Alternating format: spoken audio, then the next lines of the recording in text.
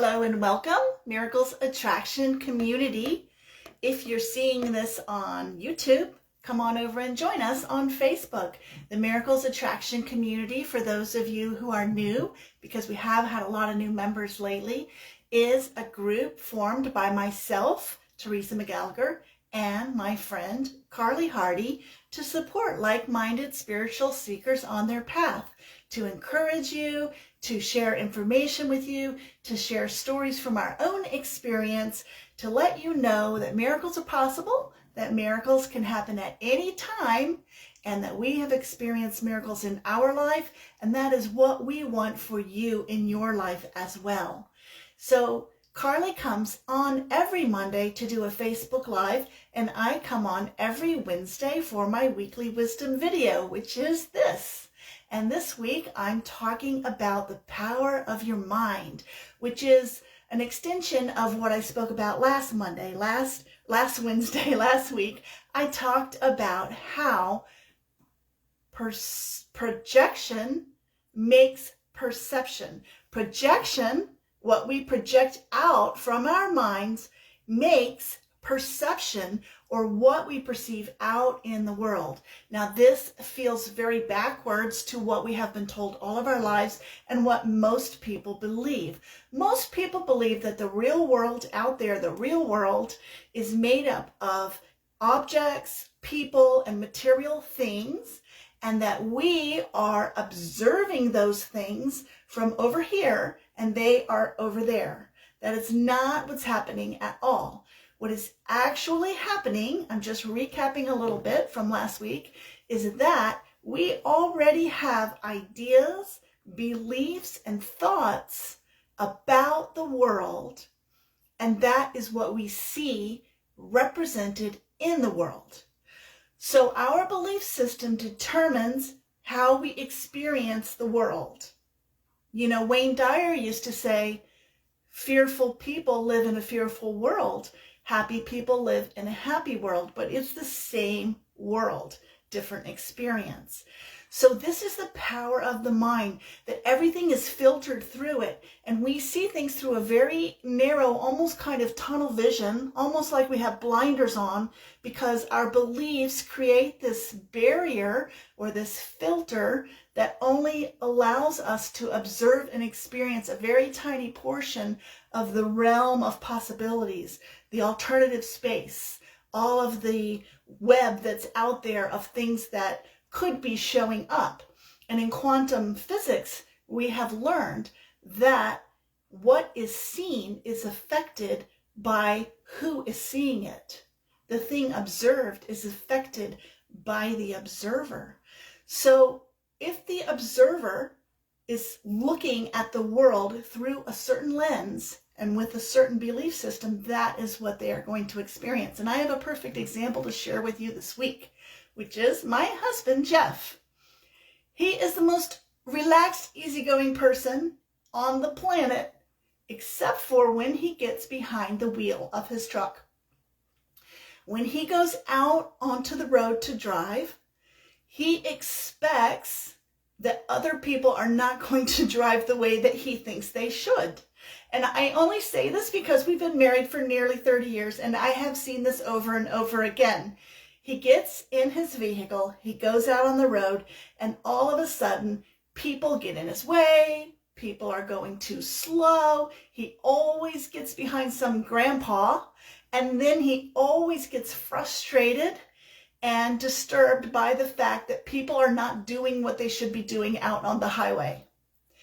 Because he has a belief system that there is a certain way that people should drive, and if they're not driving the way that he thinks they should, it disturbs his peace.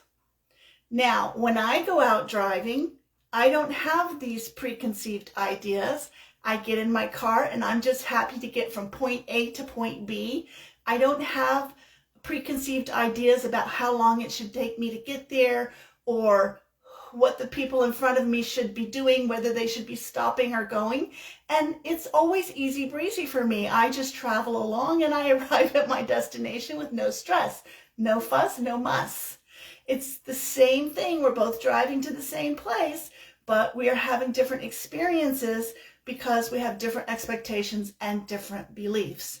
So the things that we think about and believe are actually being projected out into the world from the mind. The mind is the source, not out there bothering us, but actually what is in here creating that. This is your point of power. This is when you realize that you can have a different experience if you are willing to let go of judgments, let go of grievances, let go of complaints about things in life, and just go along and flow. Flow with life. Be part of life. Don't make it about them and me, us and them. We're all part of this together. We're all in this together, and there's no separation. So this week, as a continuation of the theme, I wanted to talk about how the world is also a mirror for what is going on inside your mind. So if you are not able to meditate and be still and step back and be the observer of your thoughts, if you're so caught up in the ego thought system that all your thoughts feel real to you or feel there's an emotional component and it's hard for you to separate yourself from the thought and just watch it come and go, then one way that you can find out what's going on inside your mind is to see what you are seeing out in the world. The world is a mirror, like this mirror here. And what you see is a reflection, not what's actually there. And when you try to change things in the world, it's the same as me trying to fix my hair over here. It's never going to work because that's not the source. This is the source, the thought. Change your mind about the world. Don't change the world. Change your mind about the world. So this mirror has a delay effect. It is not an instantaneous thing. Sometimes we have instant karma. Sometimes we say something nasty and then all of a sudden we trip and fall on our face. But often there is a delay.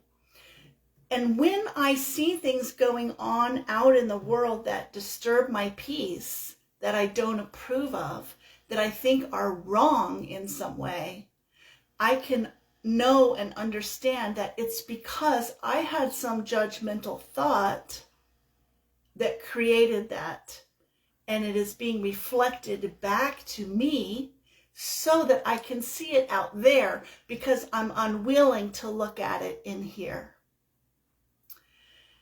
The world is also full of symbols in the same way that when you sleep at night and you have dreams, you see symbols, you see things in your dreams when you're asleep at night that feel and look very real, very solid. But when you wake up, you know it was just a dream and you no longer take it seriously. And you can look at all the symbols of the things that you dreamt about and you can look them up in a dream dictionary and you can find out that your dream was trying to tell you something, that your subconscious was trying to get a message through to you via the dream with these symbols. And you can use this exact same practice in the real world. So years ago, I was at a study group for A Course in Miracles, and one of the ladies who was there with us had recently bought a new car that she loved, that she adored. And then we had a big storm and a tree fell right on top of her car and crushed it.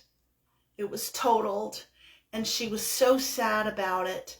She was just really unhappy. And someone at our study group said, I wonder what that's a symbol for.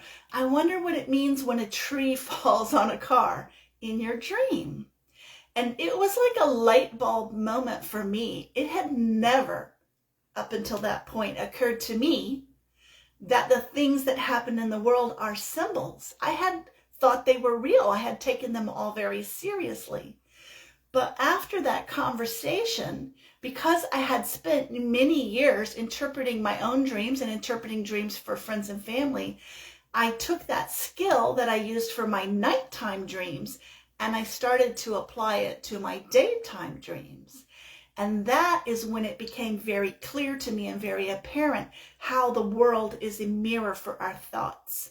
Because something will happen out in the external world, and I can look at it now, instead of being emotional or upset about it, I can just look at it dispassionately and say, what is that trying to tell me? What is that saying about how I think about things? You'll notice that people who complain a lot about certain things often have the same characteristics that they complain about. And they can't see it in themselves, but they can clearly see it in other people.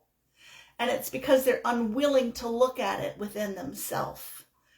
There's a shame about something, that they're a fear of being unworthy or being unloved or being unaccepted. And so they're afraid to look at that quality within themselves, but they can very clearly see it and judge it in other people.